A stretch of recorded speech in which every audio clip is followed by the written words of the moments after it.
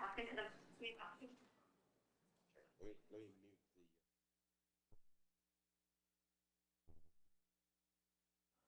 the. Know for sure that it's working.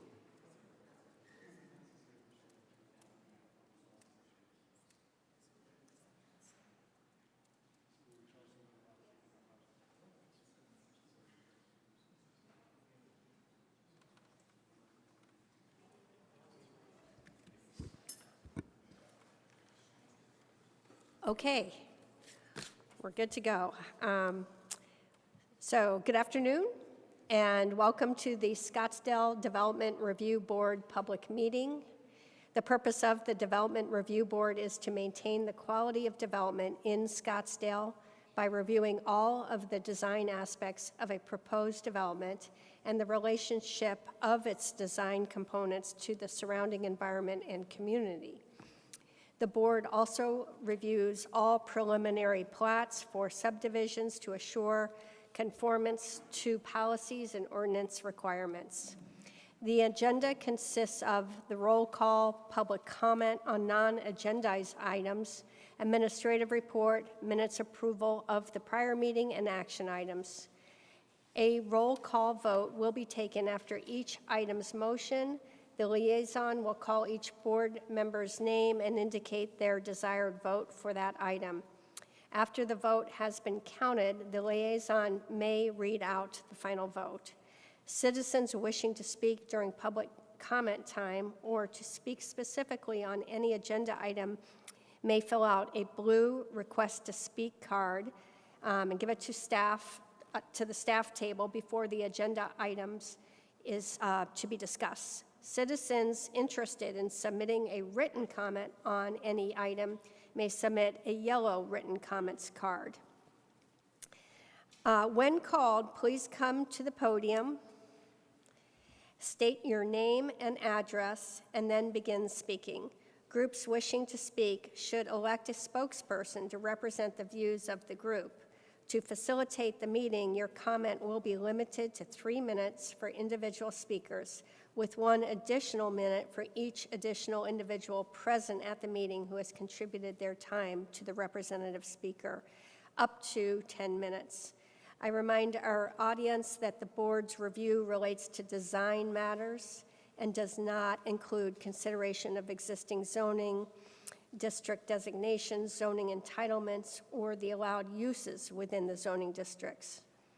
The board's motion may be to approve with modified stipulations, to deny a request, or to continue a case. So thank you for your interest, and now we're going to begin with a roll call. Councilwoman Whitehead? Here. Board Member Brandt? Here. Board Member Pieser? Here. Board Member Faki? Here. Board Member Mason? Here. Commissioner Higgs? Present. 6 here, thank you. Okay. Public comment for non-agendized items. Citizens may address the members of the Development Review Board during public comment. Public comment time is reserved at the beginning of the meeting for citizens to comment on non-agendized items that are within the Development Review Board's jurisdiction and is limited to a total of 15 minutes. Arizona state law prohibits the Development Review Board from discussing or taking any action on these non-agendized items. Speakers may submit a blue request to speak card in person prior to the beginning of the meeting. Public testimony is limited to 3 minutes per speaker. Written comment is also being accepted for non-agendized items and may be submitted in person at the hearing or electronically at the DRB website. Written comments submitted will be emailed to the DRB members, Development Review Board members. We have no requests for speakers or written comments for non-agendized items. So with that, we'll turn it over to Brad Carr for an administrative report. Good afternoon, Councilwoman Whitehead, and welcome for your rotation on the board, as well as Planning Commissioner Higgs. Welcome to both of you for your next rotation here. Just a few items. We are planning to have a meeting 2 weeks from now on June 20th, so hopefully we can see you there.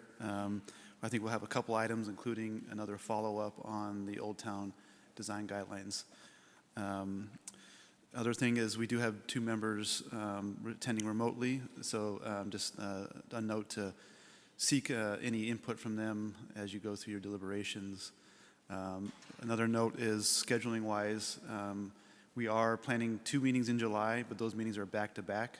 And so unlike our typical meetings where we have those on the first and third Thursdays of every month, for July, those will be the second and third Thursdays. So that's the 11th and 18th of July. So back-to-back meetings in July because of the July 4th holiday. So that is all I have for today's administrative report. Thank you.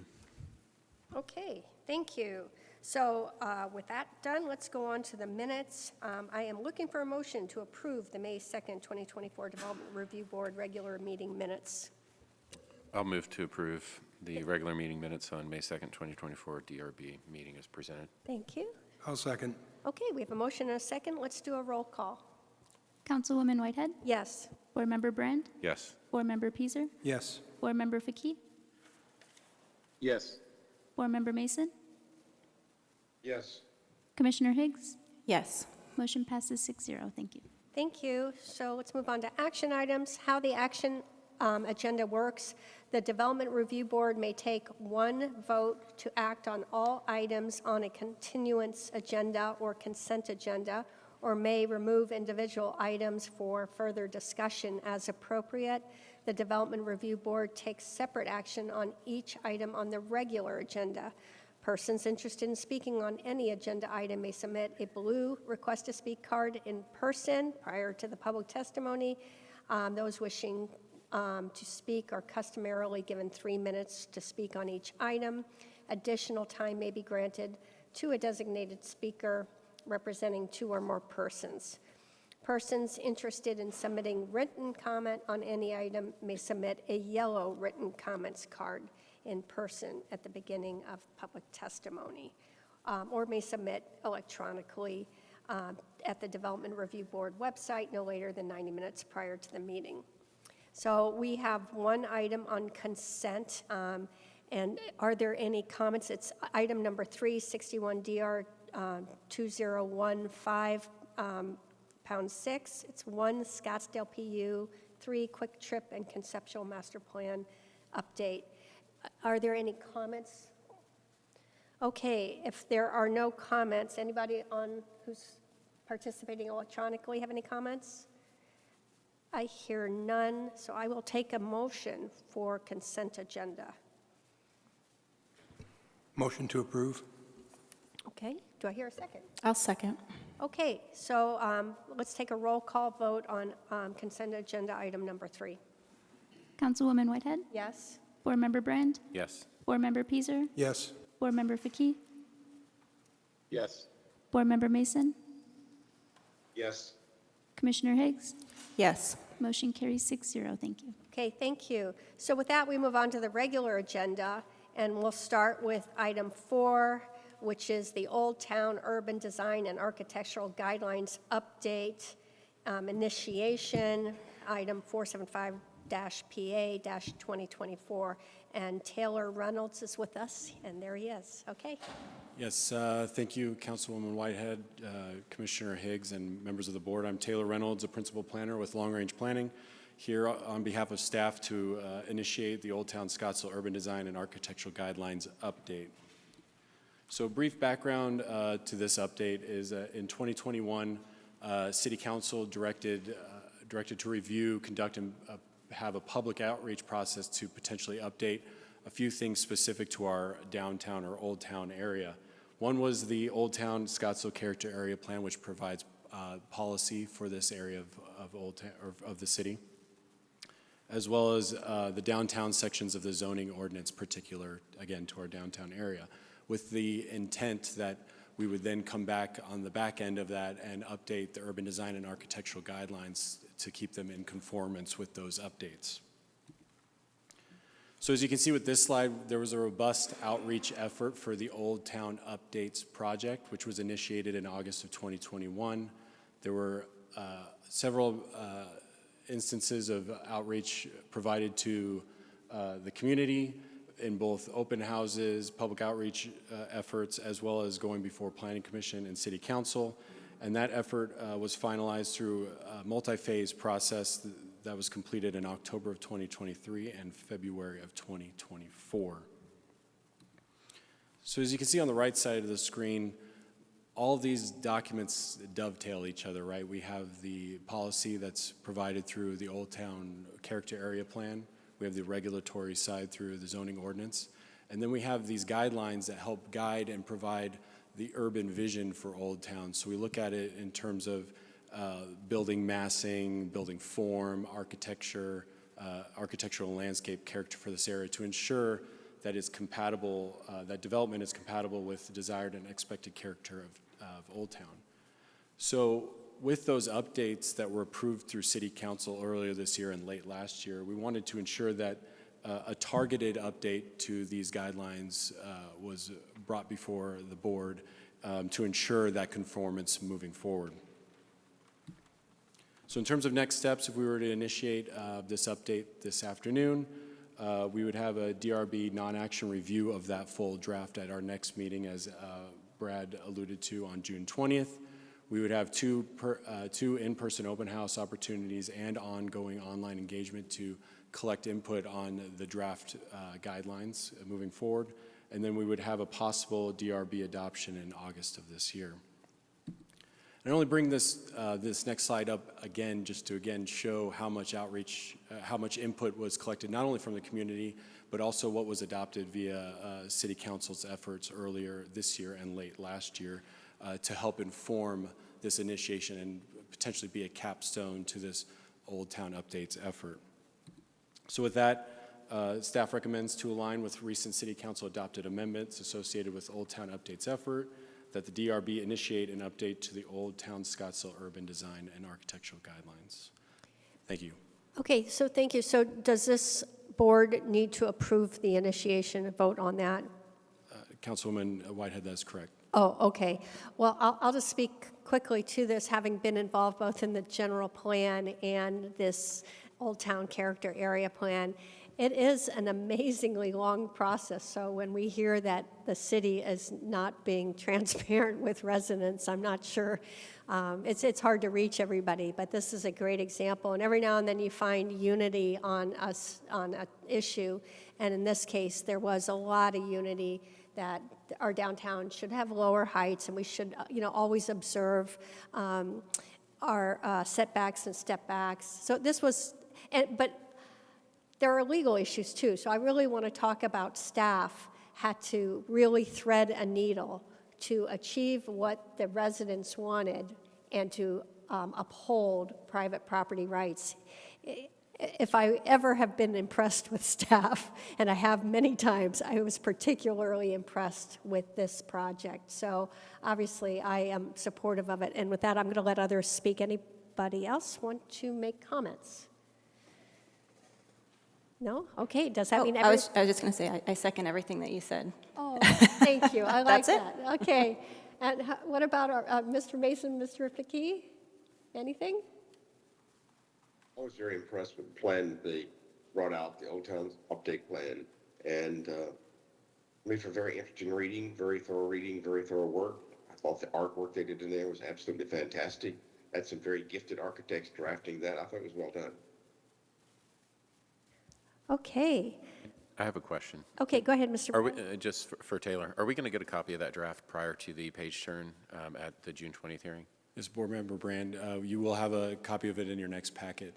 Would it be possible your to send that review. out prior to the next packet? It's such an important document. I'd prefer to have more than just, Yeah, I think we're pretty much ready to go to send it out, so I'll work with Brad to send it yeah, out just to a the full request board. to get that out as soon as possible. I'd prefer to have 2 weeks to review that instead of just 6 days.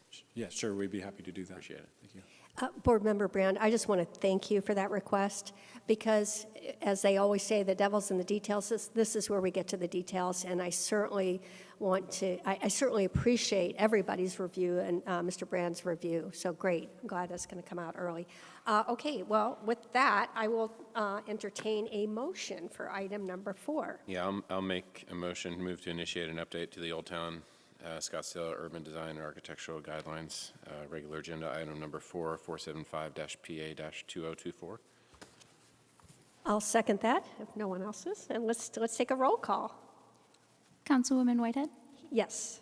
Board Member Brand, Yes. Board Member Peaser, Yes. Board Member Faki, Yes. Board Member Mason, Yes. Commissioner Higgs.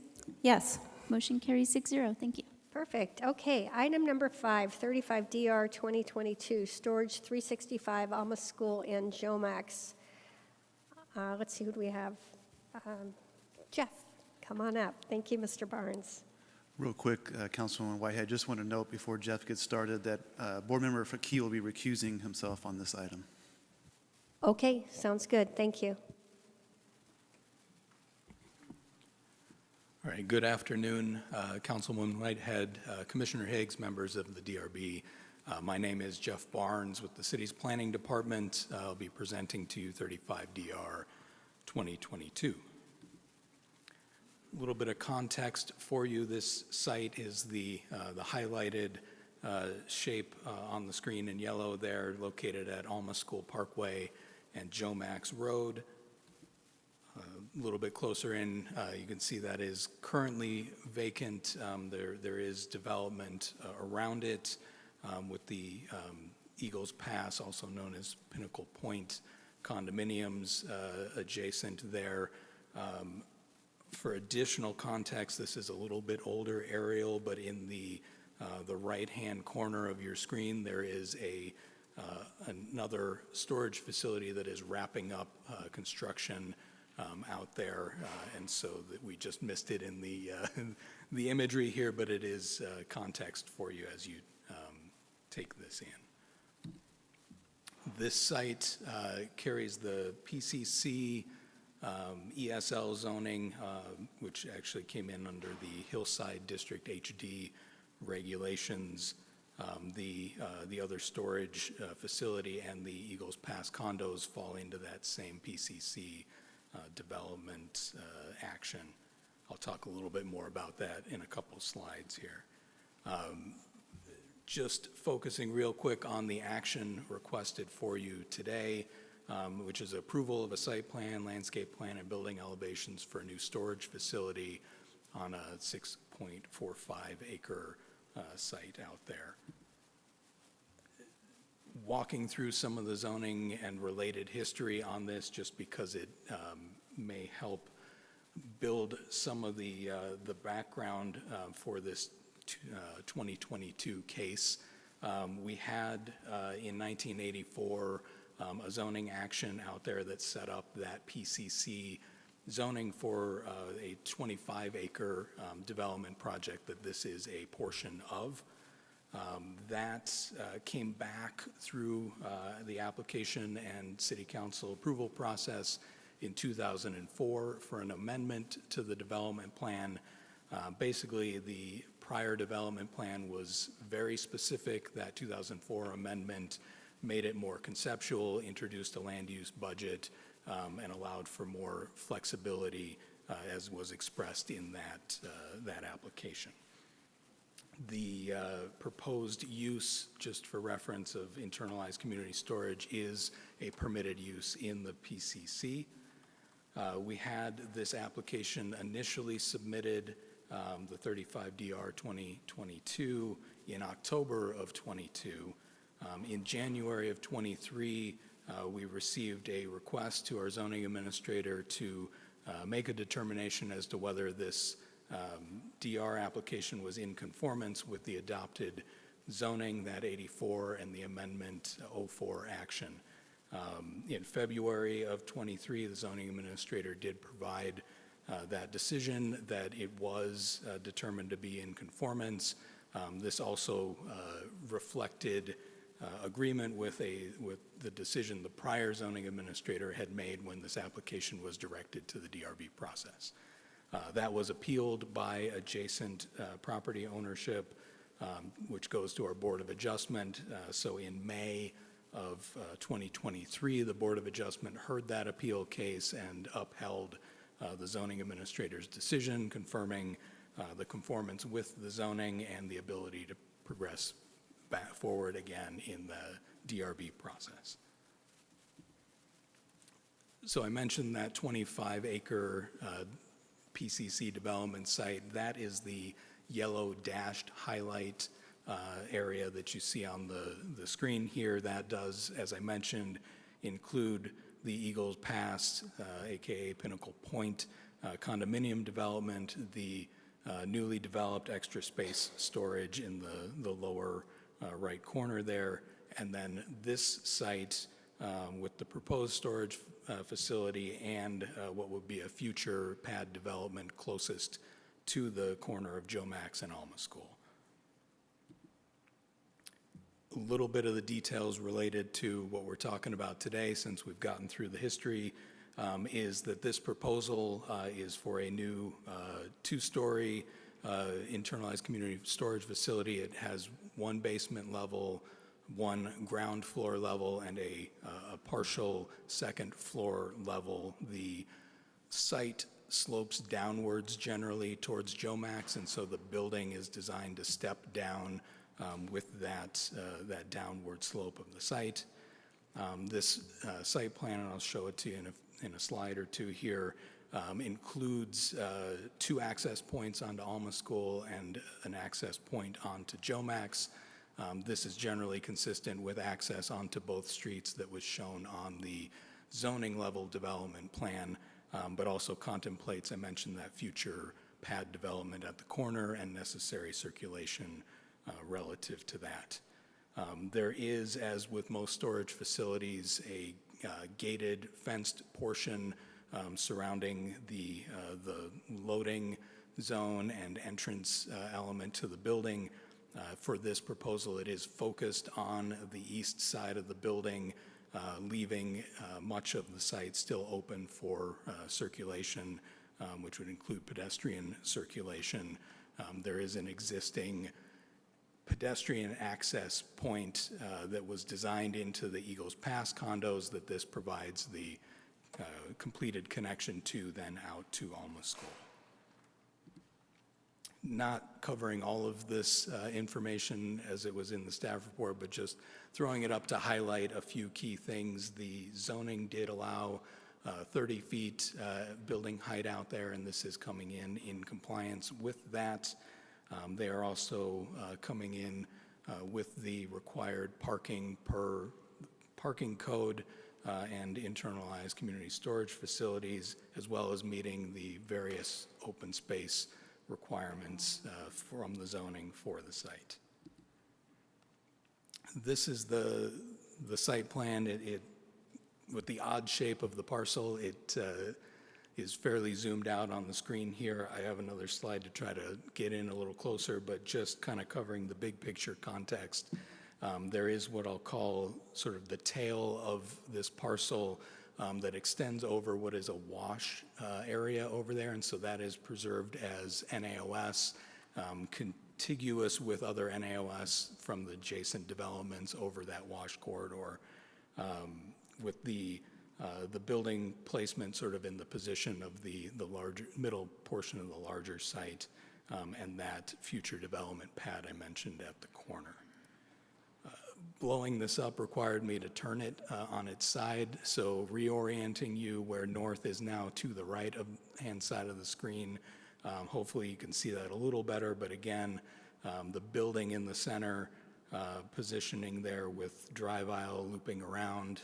I talked about the gated fenced portion being that eastern area adjacent to the building, focused there so as not to fence in the entire site or cut off pedestrian circulation, especially with the idea of that future development and circulation to and from there.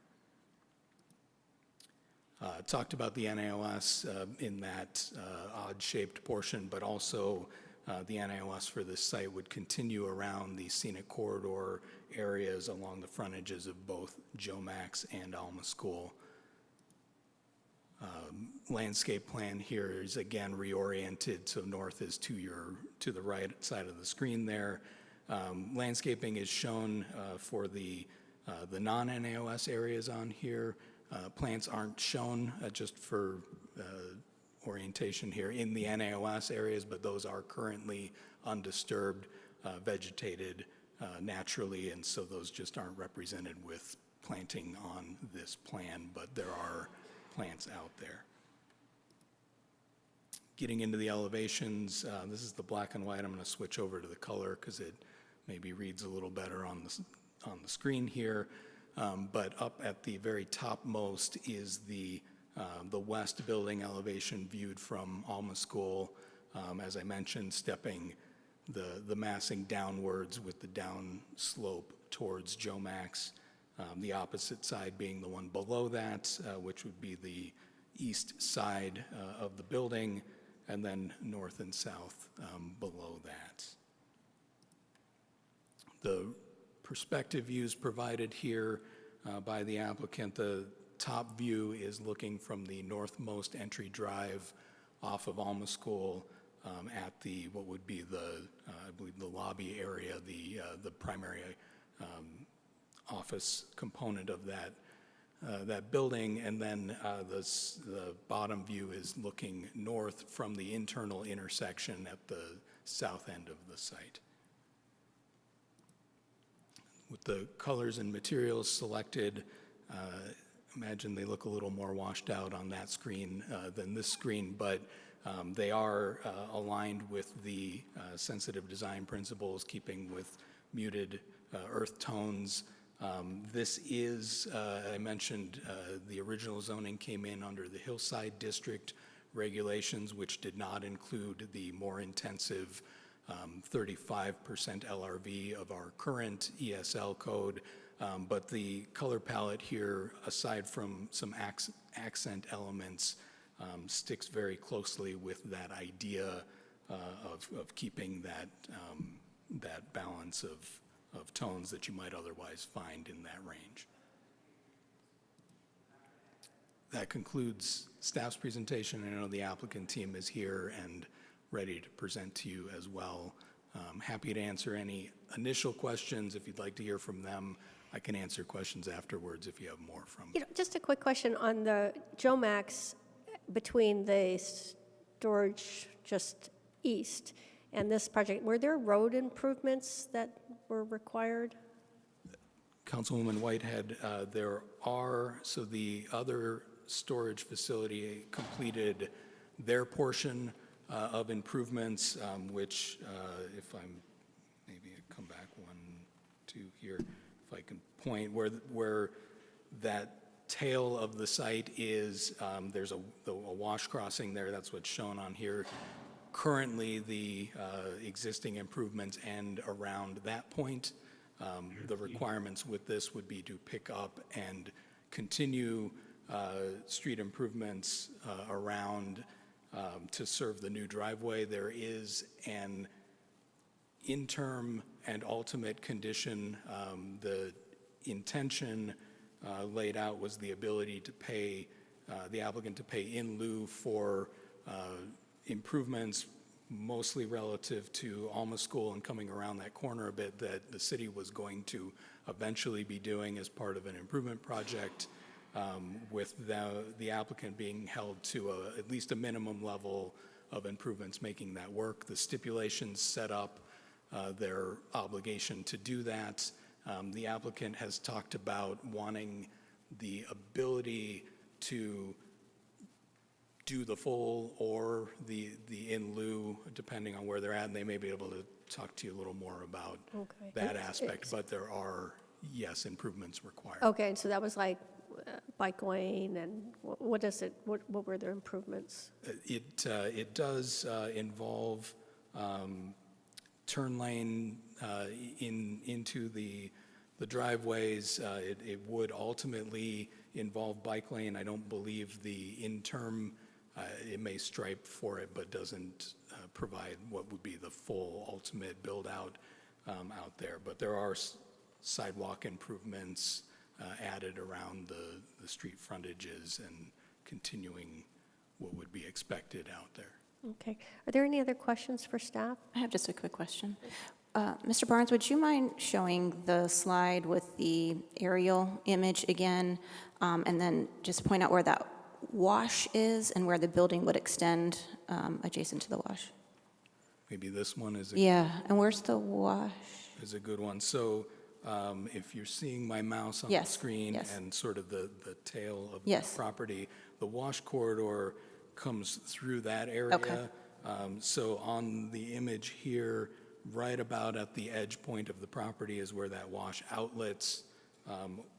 And currently, maybe if I can back up to this slide, there's essentially a wet crossing condition there. And so you can probably kind of see on the south side of the street there what looks like the rest of that wash. That is where that wash continues on. And so ultimately, the design and improvement set would be, there's going to need to be culverts under that street and have that full improvement built to not be a wet crossing the way it is right now. Okay. I believe the interim that the applicant could achieve with the in lieu payment for us to be doing more improvements later would retain that wet crossing as best as possible, so as not to start unraveling the grading and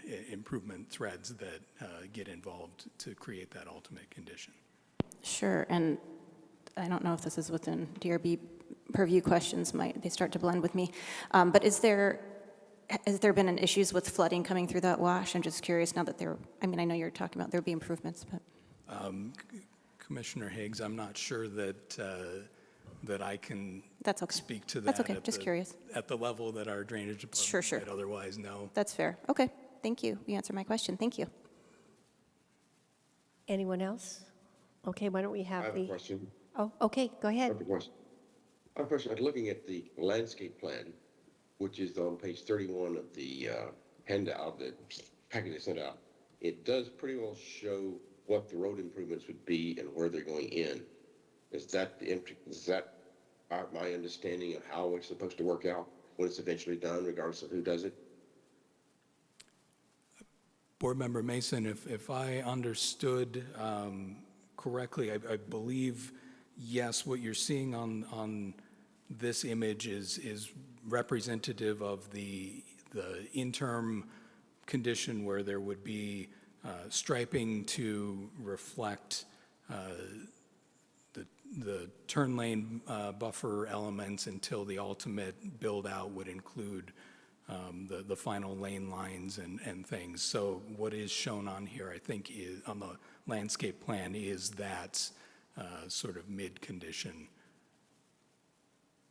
Okay, thank you very much. Okay, thank you. I guess we'll have the applicant come speak.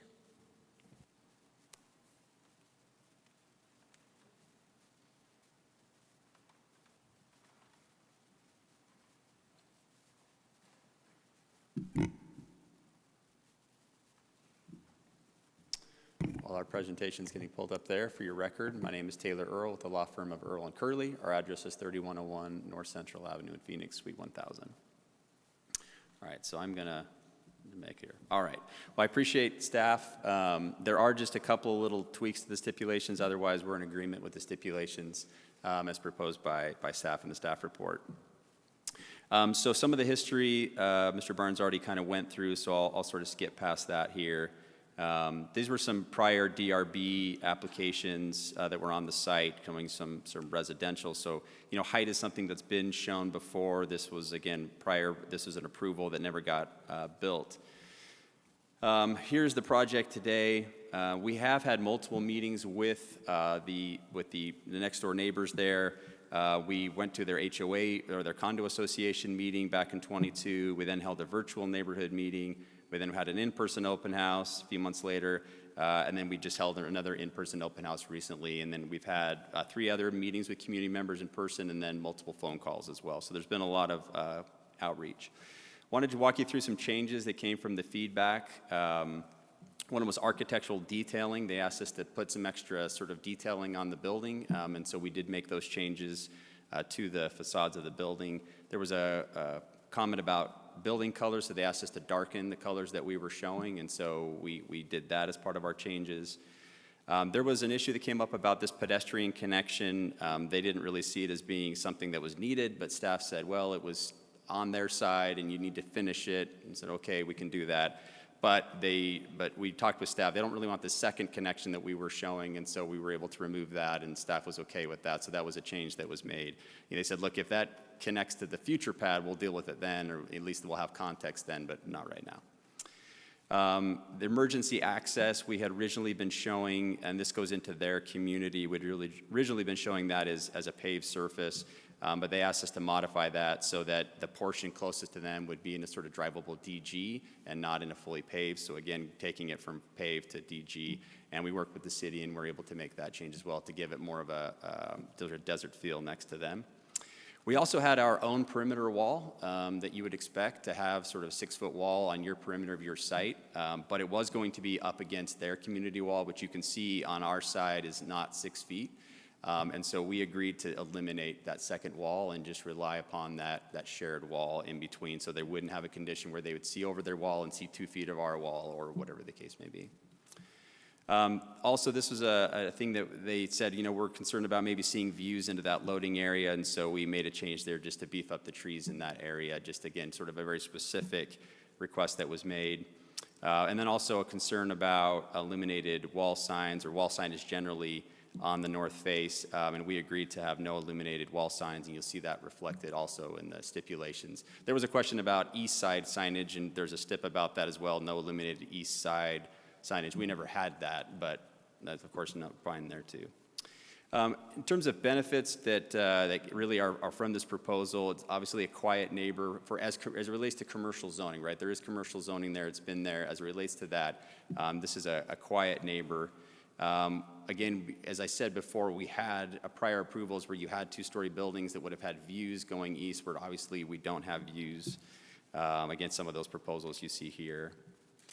The wash behind the condos remains as open space. Now, I don't know that really you could site plan that, so I'm not trying to pat myself on the back too much, but just to suggest that that'll finish that out and basically lock it in, because you have their portion in green, shared between 2 communities, and our portion in blue, and by putting that as our NAOS area, we'll make sure that that area stays as a natural condition and there's no improvements going back there.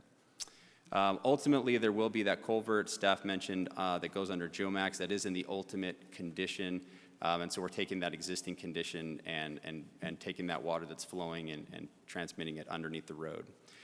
There is a lot of Amoscool and GeoMax road improvements, which I can get into. We have some slides that could walk everybody through kind of the interim and the ultimate condition on that if there's questions. And then ultimately minimal traffic. There was one of the submitted letters was about this driveway on GeoMax, and so just want to walk you through. So this is the secured area here. There's its ability to come and go on the north side, and then on the south side, it's just an exit only.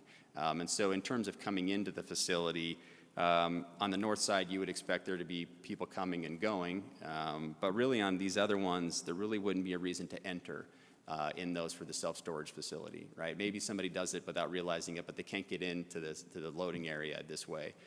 Same here, right? So maybe they do it the first time, but they'll know they have to come into that north side. So ultimately, these become sort of exits only.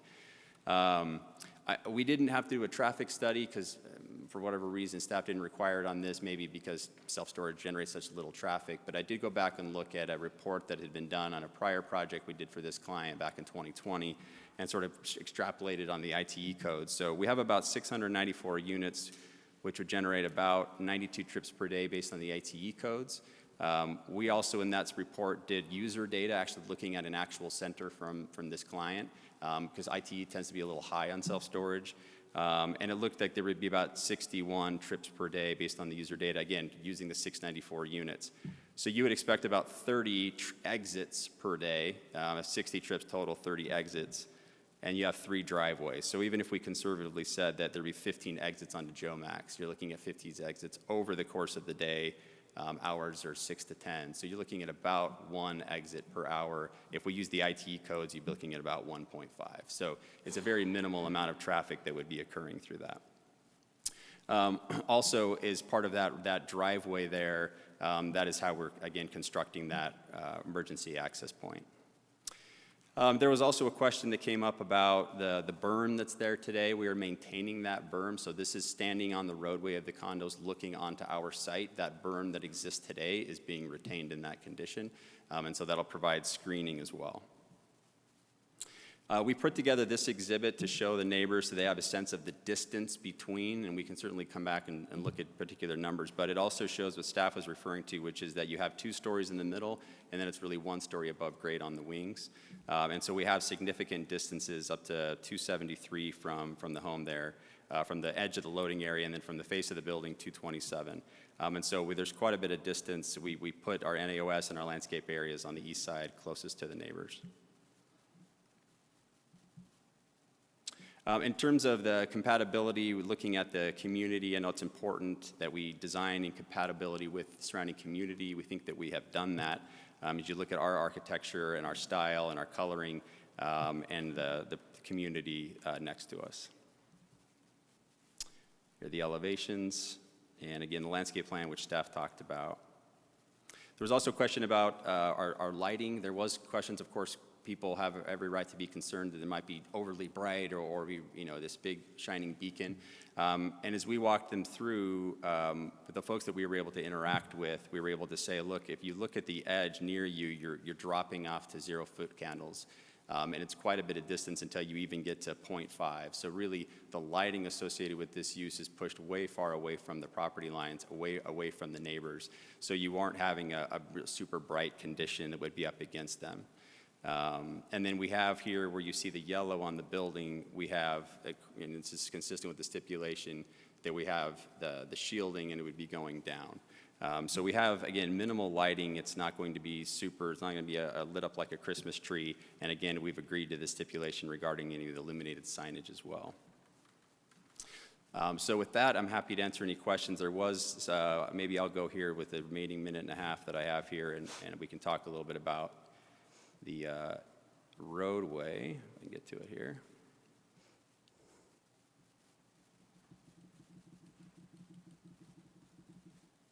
Okay. So on Alma School, we worked with staff on an interim condition and then an ultimate condition. And the stipulation that we wanted to ask about was, there is a condition that allows us to do an in lieu payment. So when we go from the interim, which we have to do regardless, to that ultimate condition, there's an in lieu payment option. We simply want the option to build it ourselves and go from 0 to full at the time on both Alma School and Joe Max if we decide to do that. So that's how the marquee that was prior to us, that's how it was approved, that it had the option of going forward and building it or ultimate doing the in lieu option. So that was the one tweak that we'd like to see on that. And then before I forget and I run out of time here, there is one stipulation regarding lighting that we just thought we would ask for a little tweak on just so that there's clarity.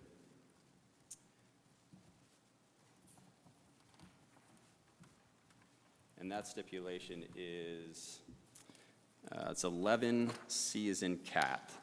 It refers to a light level at the perimeter or at the property lines. We would just want to make sure that that's the perimeter. If we do a parcel on that pad building, we just wouldn't want it to necessarily apply to that intervening sort of internal lot line. That it's fine on the external perimeter lot lines, but if we have our self-storage here and we have that pad building, we don't think it was meant to apply if we did have a property line in the middle. So just a clarity there, just that it be perimeter property lines. So just those 2 tweaks are the only that we had. And again, if there's questions, I can walk through some of the road improvements as best as I'm able. Okay, thank you. We do have 2 requests to speak, so I'm going to call up John Small.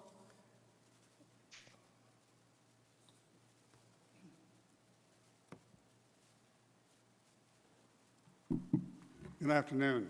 I'm sorry I'm dressed so casually. I didn't realize this was going to be so formal. My name is John Small. I live at 26916 North 110th Place in the community of Iron Horse, which is immediately behind the most recent storage facility that was just finished. And one of our neighbors looks into the trash area of the facility, which probably is not related to this. But we are quite aware of this type of construction. I have notes here which I made on my phone, so I have to read, so bear with me because it's very small.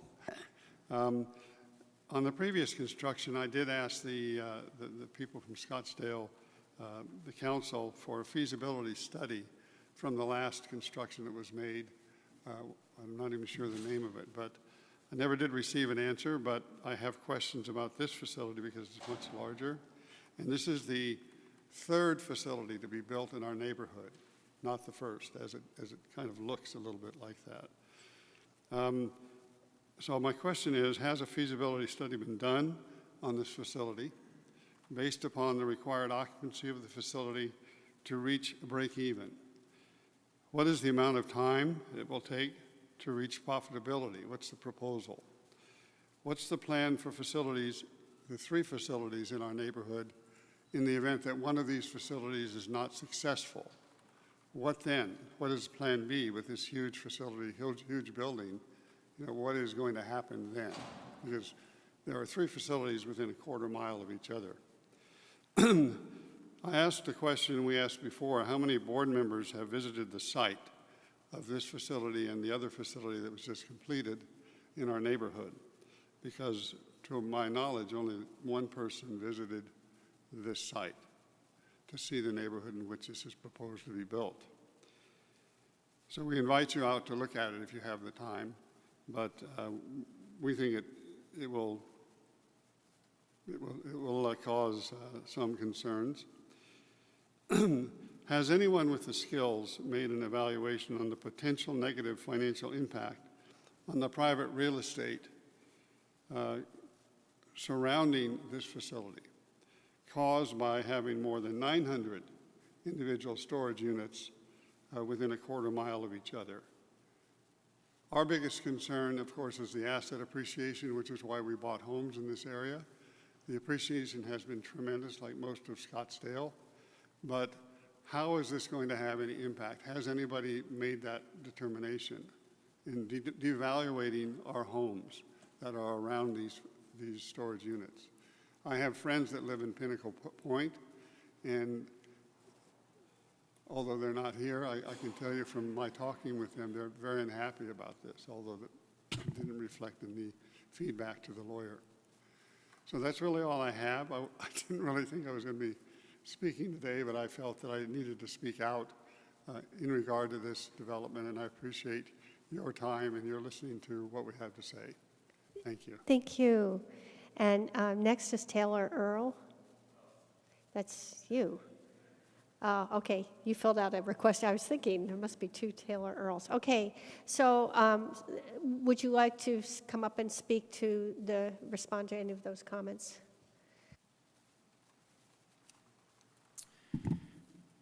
Yeah, I'm happy to respond to that. I mean, at the end of the day, there were other members of the community that had the same question, right? There's other self-storage units in this area, and ultimately that comes down to a zoning question and a use question. And obviously, my client doesn't build them for fun, so we wouldn't be pursuing it if we didn't feel that there was a pathway to making a successful project. I mean, I can understand the neighbors are having that; it's a legitimate question. But ultimately, it does come down to a zoning question, and ultimately, the client has the right to pursue that development, does believe that it's worth pursuing, and it wouldn't be building it if we didn't feel that way.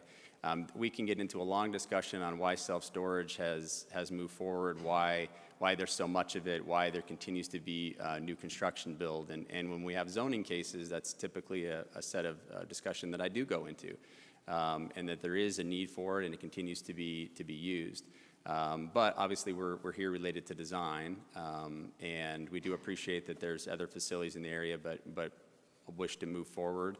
One of the things that's interesting is that Scottsdale used to have a CUP process for this type of storage, and ultimately amended the code to allow that to be done by right. Because, and again, I'm speculating here, so take it for what it's worth, but it seems to me that the impact of an internalized self-storage facility is not the type of impact that we would have had maybe in the past when we put that into the code for external facilities. They're very different. And so I think it makes sense that that's gone to not be a CUP process. So again, I know there's some questions related to feasibility, impacts on the adjacent property owners. You know, we have not done a financial eval or an economic study based on how it would be impacting property values. I'm not sure I've heard of that being done in a case before. So to answer the question, it was a question fairly asked, and I'm answering it. Okay, thanks. Are there any questions for the applicant? Yes. Go ahead. Yeah. Sorry, I'm going to throw a wrench in this whole thing. I have no problem with the case as submitted from a site planning, infrastructure, driveway, building area. My cases are, or my questions are really about the building design that's on site and the elevation very specifically. The first question, is this building going to be a tilt building? Is this a CMU construction or a tilt building? Does anybody know the answer to that? Is it being designed as a precast tilt building? Sure. This is Neil Fieser from RKA Architects. There may be some questions here that he can help answer as well. It's a masonry construction? So it's a CMU Correct. masonry construction, okay. In looking at the floor plan and looking at the site plan, it doesn't appear that the linear wall that's facing Alma School has got ins and outs to it. It appears to be in a singular line. There's a lot of ornamentation on the elevation, but there is, from what I can tell in the building wall, the length of the building wall, there's not a single jog on the length of the building. Is that correct? Correct. Most of the articulation is done with material changes and color changes, height variations all across that elevation. Okay, I'll just say that I've got a huge issue with building a giant flat wall and then putting different materials and painting different colors on a flat surface. I don't think it's in spirit of the character area of this area. In fact, you can go to your presentation and you were comparing the massing of the residences. If you can bring up your presentation, Mr. Earl, and go back to where you're comparing the material boards to, it was a little bit further on in the presentation where you were talking about, keep going.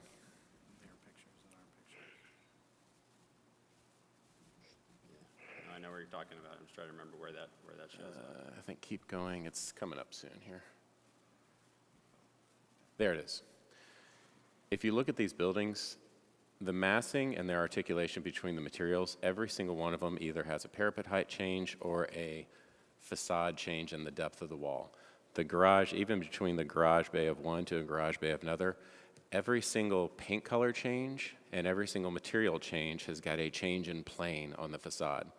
And the entire facade of this elevation doesn't have a single plane change, but it has material and color changes all up and down, which I think the colors are in alignment with the North Scottsdale character area plan, but the way that this building approaches massing and the actual breakup is not in alignment. So again, the length, the shape, the organization of the building, I've got no issue with, but taking a facade and having a giant flat facade and sticking and gluing stone on one part and then painting different colors eaves on the rest of it is, I think is not the right, I don't think it's an acceptable design of an elevation in an area that has this type of articulation on the residential product here. I know this isn't a residential product, and I don't think we need to hold you to the same standard of making a facade change every 15 to 18 feet, which is kind of what you're seeing here in the condos. But I do think that specifically across the Alma School facade, which is going to have a lot of exposure on a major thoroughfare, and across the street from a 5-star resort with 4 seasons and new development across the street, that there's got to be a better foot put forward for the construction of that elevation.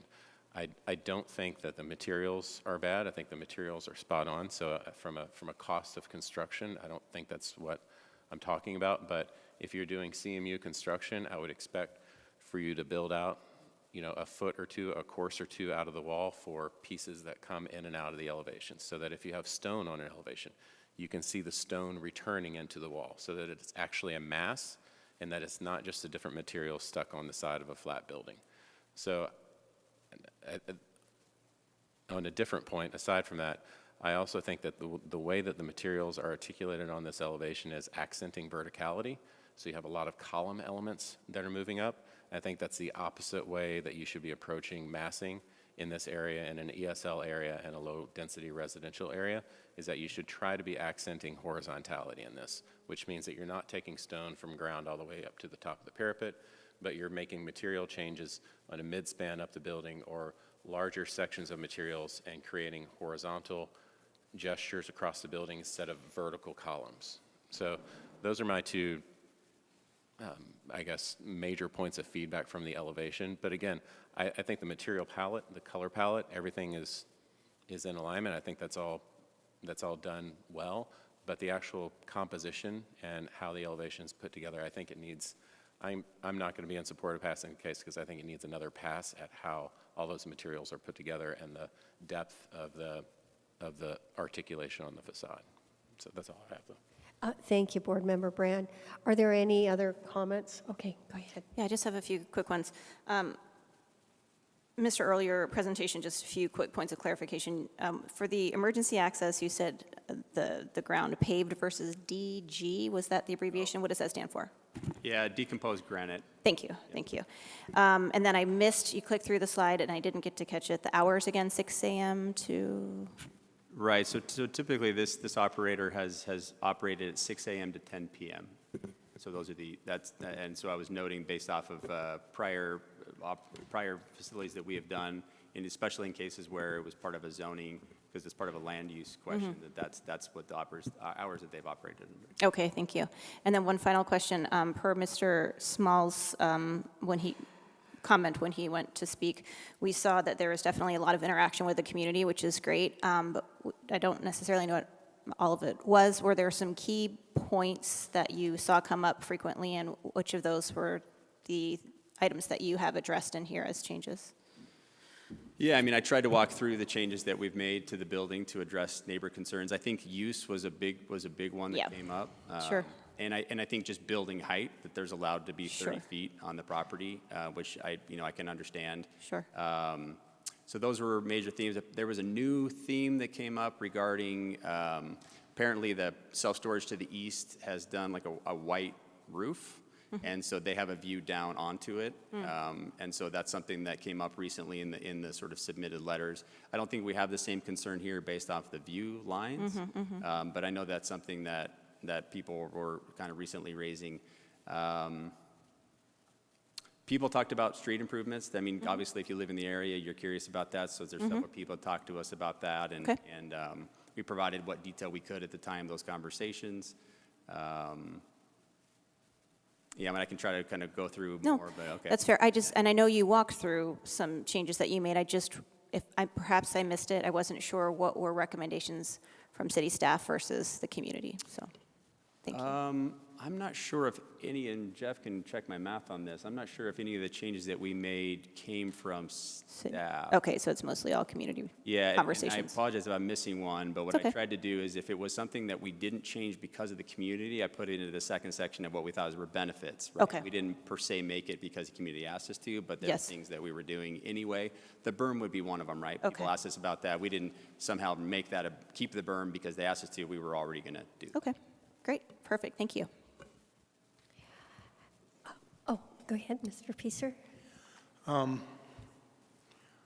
I happen to agree with Board Member Brand's comments, but I did have a question. You're open from 6 in the morning until 10 at night. Is that correct? Yeah, so just to be clear, that does not necessarily the office hours, but that would be that somebody could have access to their storage. That was probably going to be my next question. So anybody who gets a storage facility here, they're going to have some type of an access code? And that will get them through the gate and into the building? Correct. So even though the office staff isn't there, somebody could show up at 1 or 2 o'clock in the morning and gain access into the facility? No, so that 6 to 10 is the access hours for storage. Okay, so The anytime office after- hours are more typical, kind of 8 to 5. So anytime after 10 o'clock, they can't use their code to get in? Correct. Okay. Right. That- And again, and I want to be clear, I'm giving you the hours of what this operator has done in other facilities consistently, and that's been the hours. But yeah, that's actually kind of an industry standard now. I'm seeing more and more that just because you have a unit there doesn't mean that you can get in at any hour. Maybe special arrangements could be made, but there's an access cutoff time. Okay, well, that's what my concern was, is when you said the office is open from 8 to 5, and this has got card access, I was concerned that people could come and go at pretty much any time, because some facilities offer 24-hour access. You're right about that, yeah. So, okay, that was my comment. Thank you. Thank you, Board Member Pieser. Board Member Mason, Faki? Yes, I have a couple of questions. Okay, Board Member Faki. I agree.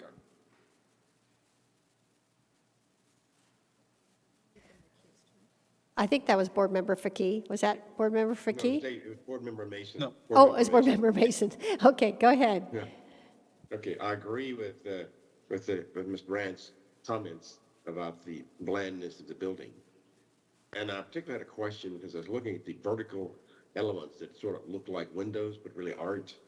And they just don't seem to do anything to add character to the building. And I think compare those with the other comments about it being a slab side, it does give it too much of a bland and industrial look. And I would agree, it probably needs just another look to see about architectural features and ins and outs, and maybe even how, excuse me, how the colors are provided. That's my comment. I would also have one more comment. The lighting on the back side, because there was some concern raised by the residents in their letters about dark skies initiatives. Are any of the lights going to have photoelectric cutoff, so when there's with a motion detector cutoff, so there's no motion, there's no light? Those are my comments. The question was, are the lights going to turn off automatically if they're not needed? The answer is no. The lights would stay on as part of a security for the site, but we did, again, as I sort of walked through the photometric, we're trying to be sensitive to the distance, to the downshielding, to effectively keeping them on a low light condition, but some degree of lighting is important for cameras to be able to function, and having them kind of pop on and pop off is, again, not something we would want. I don't know how that would affect, again, the camera's ability to focus and stay on. And again, this is more of a deterrent as well. Because it isn't just that somebody comes and is caught in the act, but that there's a deterrent factor there. I think it's similar to street lights, how most people wouldn't want all their street lights to shut off at night, only to be used for motion. I think it acts as a deterrent so people aren't sort of thinking, I'm going to go hang out in the street, and we don't want people coming into the back. So we're not trying to be insensitive, but we think we address that in the ways that I had mentioned in terms of low light shielding and pushing it away from the property line. And I imagine we have dark sky requirements, is that correct? Councilwoman Whitehead, we have the outdoor lighting requirements of the zoning ordinance that do direct, and they are reflecting conformance with those. So those would dictate that, zeroing out, approaching the property boundaries and the cutoff and all the things that are being proposed as part of this. Okay, thank you, Mr. Barnes. Okay, let's see, Board Member Faki, are you there? Oh, he's recused. Thank you for reminding me. And I might just add clarity, Ali's company is the one who did the engineering work on the case. Okay, So that's the okay, reason for the recusal. right. I knew that, but I obviously had forgot. You know, I'll add my comments. I agree with what my other board members and commissioner has said. I appreciate the expertise of Board Member Brand. And while I doubt that distance-wise you're required to speak to the neighbors in Iron Horse, I think that's a good idea. So you did do a lot of community outreach. I've worked with you before. I've seen your community outreach and work, and I appreciate that. But I do think that this is a little nook of an area, and Iron Horse would be, I think, it would be nice to have Iron Horse engaged in this discussion. And Iron Horse is the single-family home neighborhood behind the townhomes, and our speaker, Mr. Small, lives there. But with that, I think, are there any other questions? I'm wondering if Mr. Brand wants to. Yeah, I'm going to make a motion. Thank you. I'm going to make a motion to continue case regular agenda item number 5, case 35-DR-2022, to an unspecified date to allow the applicant time to work with staff and possibly have a reach out and work session with any of the board members to work through a better approach to the building elevations, both on Alma School and on the north and south sides of the property, to address some of the depth concerns of the material changes. I'd second. Okay, let's do a roll call vote. Councilwoman Whitehead, Yes. Board Member Brand, Yes. Board Member Peaser, Yes. Board Member Mason, Yes. Commissioner Higgs. Yes. Motion carries 5-0. Thank you. Okay, thank you. Thanks, guys. Appreciate your time. Okay. Onward to item number 6. Get my glasses back. 39 DR 2022, El Braco. Let's see. Staff is Mr. Zimmer. Thank you. Thank you, Councilwoman Whitehead. Commissioner Higgs, members of the board, thank you. My name is Chris. I'm here to present Il Braco 39DR 2022. A little context aerial to show you the site. It's located north of East McDonald Drive, south of East Lincoln Drive in the resort corridor. Here's a detailed aerial of the site. It's located on the southwest corner of Rose Lane and Scottsdale Road. The existing site is zoned C1. A little site history annexed through into the city of Scottsdale through Ordinance 121 back in 1961. It was then rezoned from a comparable R143 to R4R PNC planned neighborhood community in 1974. That was the old Scottsdale Cottonwoods Resort Lodge and Restaurant that was on site until 2015 when it was demolished. The subsequent zoning came back in from R4R PNC to C1 in 2017 through 22ZN 2016. Here's the City Council approved site plan that showed originally 2 restaurants on here. This is the proposed site plan with only 1 restaurant, approximately 5,300 square feet with a 900 square foot patio. Here's the circulation plan. They have internal circulation around the site and along Rose Lane to connect to Scottsdale Road. This information was in your packet, but just to kind of go over it again, the existing use on site has been vacant since 2016. Today, the new proposal use is a restaurant. Parcel size is approximately 1.61 acres by net. The allowed building height is 36 feet, exclusive of rooftop appurtenances. The building height proposed right now is only 18 feet 10 inches, and that's inclusive of the rooftop appurtenances. The required parking, dependent upon the size of the proposal, is only 47 spaces, and the applicant is providing 57 on site. Open space requirements is about 8,900 square feet. They're providing 12,000. Frontage open space would be about half of that, at 4,400, and they're providing 47. Here's a kind of a breakdown of all of that open space area.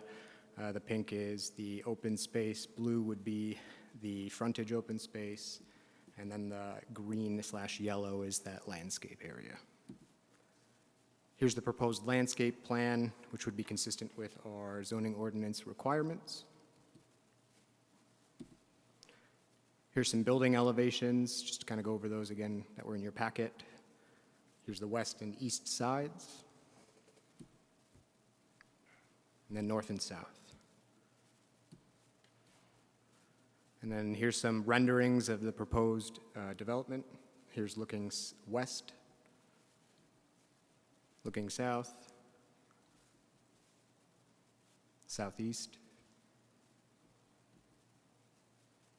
southwest, and then just an overall aerial of the rendering. The action requested in front of the board today is staff recommends approval to the, recommends that the DRB approve El Braco per the attached stipulations, finding that the general plan and the Development Review Board criteria have been met. That ends staff's presentation. The applicant is here, and staff is here if you have any questions for you guys. Thank you. Okay, thank you. Are there any questions for Mr. Zimmer? I hear none. Does the applicant want to come on up?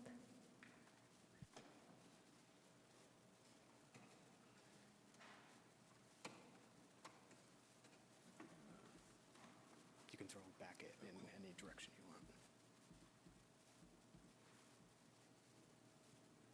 want. Good afternoon, Councilmember, Commissioner, board members.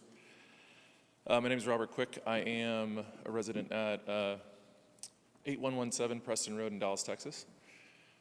I'm the CEO and president of Western Edition Restaurant Group.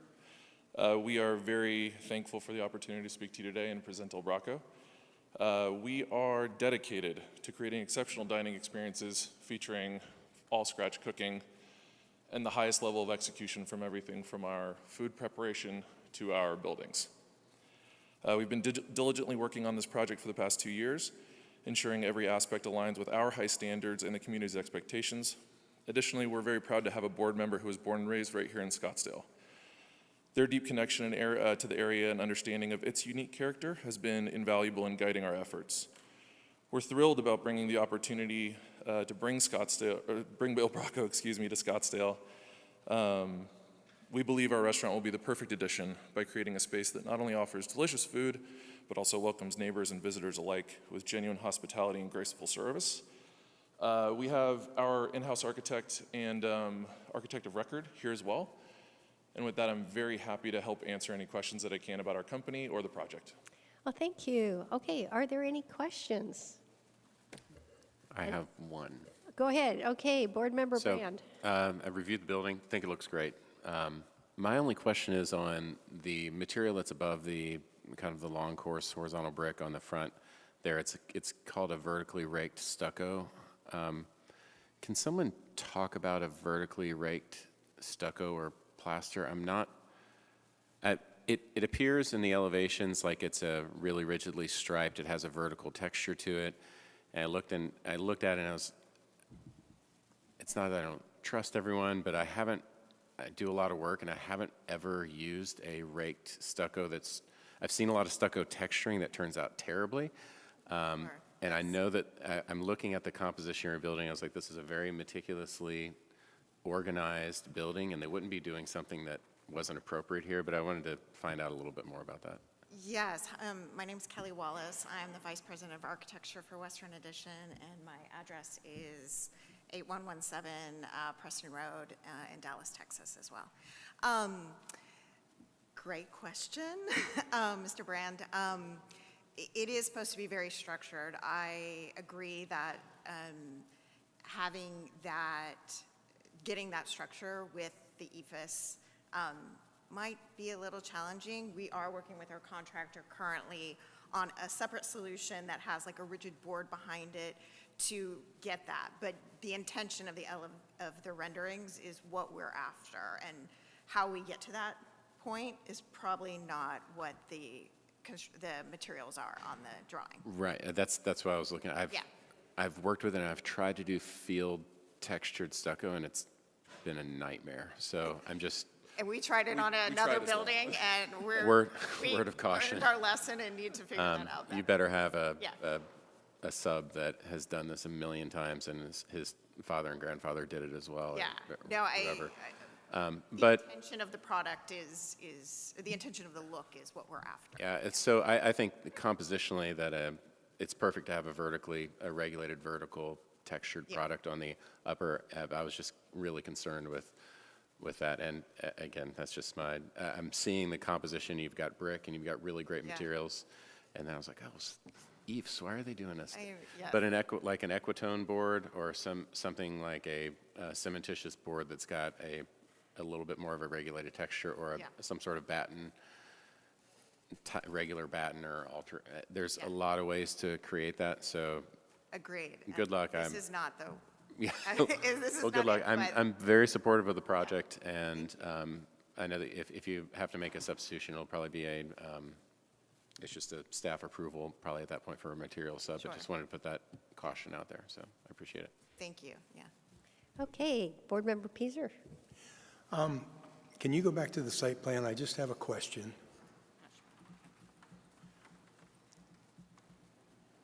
That's good. In reading all of the emails and the comments that came in, one of the biggest thing that I noticed is, first of all, they mentioned that Rose Lane is a private road. Is that correct, Chris? Board Member Pieser, that is correct. It is a private road. Okay. So one of their, can you go back to the Yeah, other? I think why he brought this up was you can see how our Okay, that's good, property right there. extends down Rose Lane. Yes, I wanted to show that our property line extends down Rose Lane, and in our stipulation, we are responsible for the maintenance of Rose Lane. Oh. So As part of there is that. So And it's Rose part of Lane our go- ground lease, excuse me. Rose Lane goes with your property. Part of it. Part of it. And we share it with other properties. But that in, are along but in Rose our ground lease, we are responsible for the maintenance. Okay. If you go back to the site plan, that's good right there. A lot of folks were concerned, and I can see why they were concerned, on I guess this would be the northeasternmost entrance there. I mean, and looking at the size of this parking lot, you've actually got 3 separate entrances, which surprised me, because I think a lot of people that were writing in didn't catch the center entrance because they said we have 2 entrances, one on the south side, one on the north side. I don't think they realized there was the center entrance. But that top north entrance is so close to Scottsdale Road, a lot of folks were concerned that people turning in were going to see that entrance and stop traffic behind them trying to cut across. And I was wondering if it's not a better plan to make that an out-only entrance, right turn-only entrance, so that anybody wanting to go out, and they're going to be undoubtedly going to Scottsdale Road, they would turn out there, and that would stop people from coming in from that entrance, either coming down to the central entrance or the southern entrance. Sure, and I think the plan that the majority of those comments were from was a previous plan, and this plan is, and I think staff might have been part of this, but the northeast entrance is an existing entrance. Right. It's a right in, right out.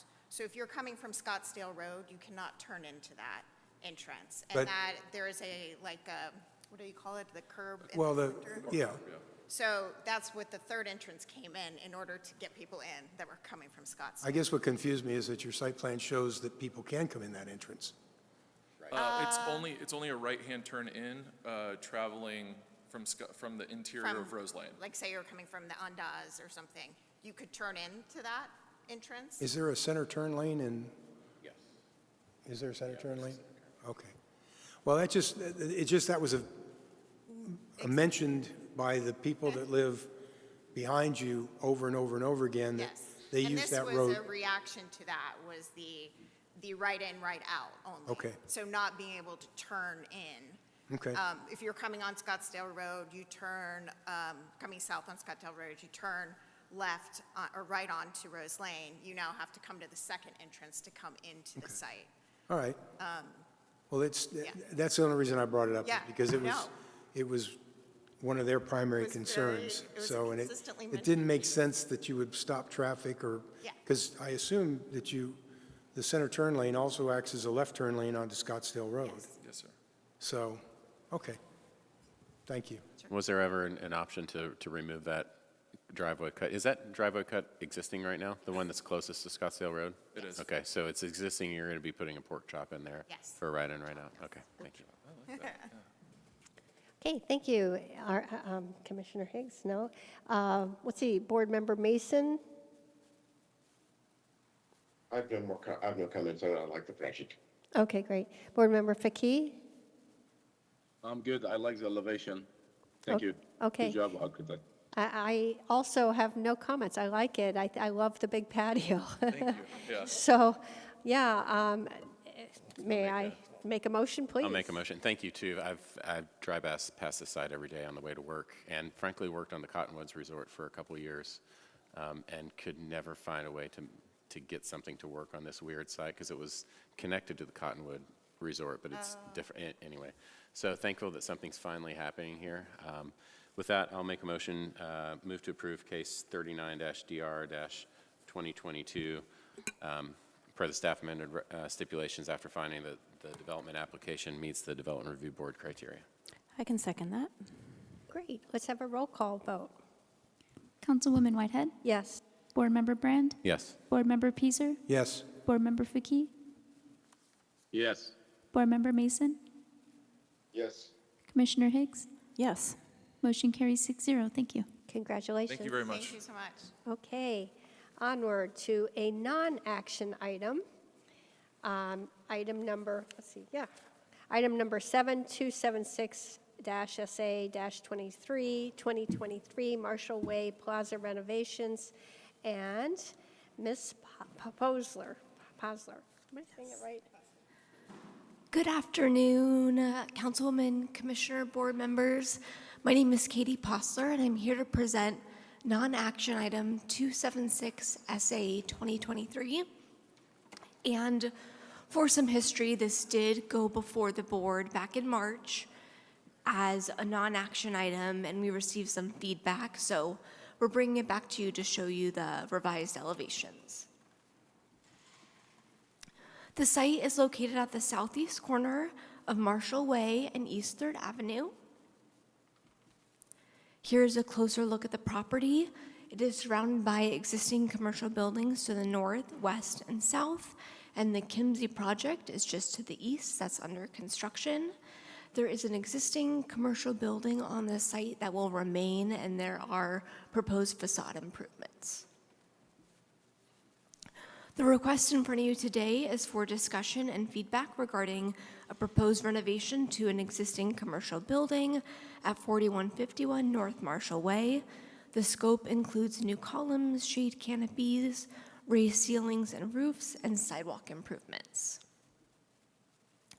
So just for some history of what happened last time, the existing elevations or the existing building is on the top half of the screen, and the previous elevations from March are on the bottom half. And just to go over some of the concerns from that hearing, you can see the blade walls that straddle this corner tenant. And there were some concerns with visibility and openness with the blade walls. The renderings have since been updated to show the accurate openings, which are 8 feet wide and 8 feet 4 inches tall, because there is a new sidewalk. So you'll see those renderings, but I just wanted to go over that concern. The request was also for the renderings to be updated to show the street improvements that are out there today. So you can see that those are missing from these elevations, but that has been updated. Here is what would be the northeast end cap. There were some concerns with this curved canopy that's new, that it maybe had a more Art Deco style, as well as the diamond tile mosaics. Those have since been removed from the scope, but I just want to show this for reference. Here is the other end cap that had those curved canopies. And there was also some concern with on the existing building, there's these thick columns that support the existing canopy. And the direction from the board was to go in a thinner direction. So we'll review that as well. So just to recap the feedback from March, there were some concerns with the Art Deco architectural feel, the new curved canopy with rounded corners, and diamond tile mosaics. Those have been revised. There were some visibility concerns with the blade wall components, and that has been revised as well to show the accurate opening. There was commentary that the canopy columns should be thinned out, which the applicant did include in their revision. There are now steel canopy columns along both of the facades. There was feedback that the rendering should be revised to show existing street conditions, trees, accurate canopy and sidewalk depths, and the new Kimsey Hotel building that's under construction to the east. And the renderings have been revised to show that. We'll take a look. There were also concerns with the color palette and the materials appearing stark. And I think because of the previous renderings, that was maybe how the appearance was showing, but there are a variety of materials, including cement plaster, steel, as well as the porcelain tile blade walls, and the colors include black. The entire building is being painted a thick fog color, which is more of a gray, and then the steel columns are antique penny. There was also feedback to encourage more mid-century modern architectural features, which the applicant included a new raised portion of the roof, as well as clear-story windows. So here is the existing building on top, and then the revised perspectives that account for the feedback from that hearing. So you can see the blade walls, as I mentioned previously, they're actually showing the true width of the opening, which is 8 feet, to show how pedestrians will be able to get through that area. The feedback was also to include more modern features, and the applicant added the low-pitched roof and the clear-story windows for that middle tenant, which is the main tenant. And then you can also see the Kimsey building in the background. So here is that corner end cap along the northeast elevation. So that rounded canopy was replaced with a more rectilinear canopy, which actually matches the existing canopy that's a little further to the right that will remain in the scope of work. So that was updated, and then the canopy columns were also thinned out. You can kind of see it behind the lighting pole is that antique penny steel post. So that was updated along both of the street frontages. And then the diamond tile mosaics were removed. Here is the southwest elevation, and you can actually see that column a bit clearer on this image, showing that it's a lot thinner. So the existing column that is very thick, and it kind of makes it hard to walk around this building because of the thin sidewalk, which is being replaced with an 8-foot wide sidewalk. So the thinner columns help with that element as well. And then also the street conditions are accounted for in these renderings, which I think kind of help paint a fuller picture of how it will look when completed. Here is the north elevation. You can see the thinner columns, as well as the canopy replacement on the left side, and the new height that was added and clear-story windows. I wanted to include photos of the surrounding buildings because the new steel posts, they were used to kind of mimic the renovations that have been done to the north and the northwest, which also have thinner columns. But that concludes staff presentation of this non-action item. That's for your feedback, and the applicant is also here to present. Okay, are there any questions? I was just going to make a comment. I was not a part of rotation for DRB before, but I agree with all the feedback that I saw in there, and it seems like you've made some nice updates. And I guess maybe after the applicant, I'd love to hear Mr. Brand's opinion as the expert. Thank you. So applicants doing a presentation as well? Or is it just staff? Okay.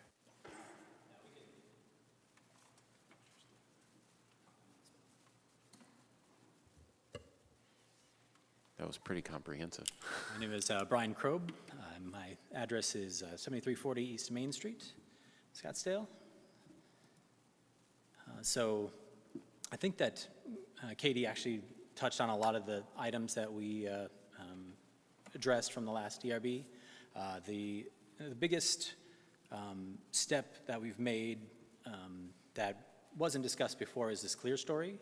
So before we had a stepped screen for the mechanical systems, and through iterations with the owner and kind of looking at this, we decided to introduce this new clear story element that basically does the same job, is actually sort of a better sort of version of that stepping, and brings, natural light down into this space, which we are, the corner is our anchor, so we're really trying to make that the kind of the highlight space. We're trying to work with the existing as much as possible, so that we're not rebuilding it all. But, so those, the blade walls are actually just a reconstruction of those porticos that are there. Lightening up the columns is a real big aspect to kind of provide visibility, to provide, access, and plus widening those sidewalks to 8 feet. And it also sort of aids in that. So, now the base of those things is 4-foot diameter. Now they're just a small post with kind of a flanged steel detail on it. So it's really lightened up everything. And then the end caps is kind of the other big sort of moment from what we talked about last time in DRB, to kind of streamline from an Art Deco to more of a mid-century, playing off the hotel next door. And they have kind of that undulating canopy in front. So we basically are just kind of pulling that through and simplifying those two sort of corner conditions, which still have their own impact, which was kind of a marching order of to give the end caps a kind of a unique character, in addition to the rest of the building. But now it's a little more cohesive with the neighborhood, with the adjacent buildings, and with that kind of addressing more of the mid-century feel of the downtown design standards. I think I was just going to first respond. I haven't seen a case that's come through for 2 non-action sessions. So just first of all, thanks so much for, responding and actually taking part in this process. I think every concern that I had is completely addressed 100%. I actually think that on those corners, the way that the building has been set up, that you've got an opportunity. These buildings always struggle with tenant identity and their trade dress and their brand dress, and not really having enough and being under an arcade and low visibility. But you've actually got enough language set up with your the dark trimmed overhang to actually have everything under there be possible tenant trade dress, and come in with either owner or tenant facade revisions underneath there that could be really just unique to that tenant and their trade dress. And I think that's kind of what we look for in the Old Town areas, is a language of architecture that allows not crazy variety all over the building, but it gives enough to resolve some of these issues with tenants not having their identity on the building. So it's not just a blade sign somewhere. So I think the work that you've done has been highly successful in that, and look forward to the project being delivered. So I really appreciate the effort and everything, all the steps that you've taken to deliver a great project. So appreciate it. Thank you. Does any other board member want to comment? Okay, well, I'll comment. I agree with Ms. Brandt's comments. Excellent. Okay, good. That was Board Member Mason, I believe. All right. Well, I took a tour, I think last week. I am so supportive of this project. I'm so excited about a lot of things going on downtown, and this project in particular. And we don't have to take an action item, but I think it's nice that staff decided that DRB should weigh in. And yeah, I get it done. And we don't need to vote. So thank you so much, and truly can't wait. Thank you. All right. Well, that's it. Motion to adjourn? We can adjourn. So thank you, everybody.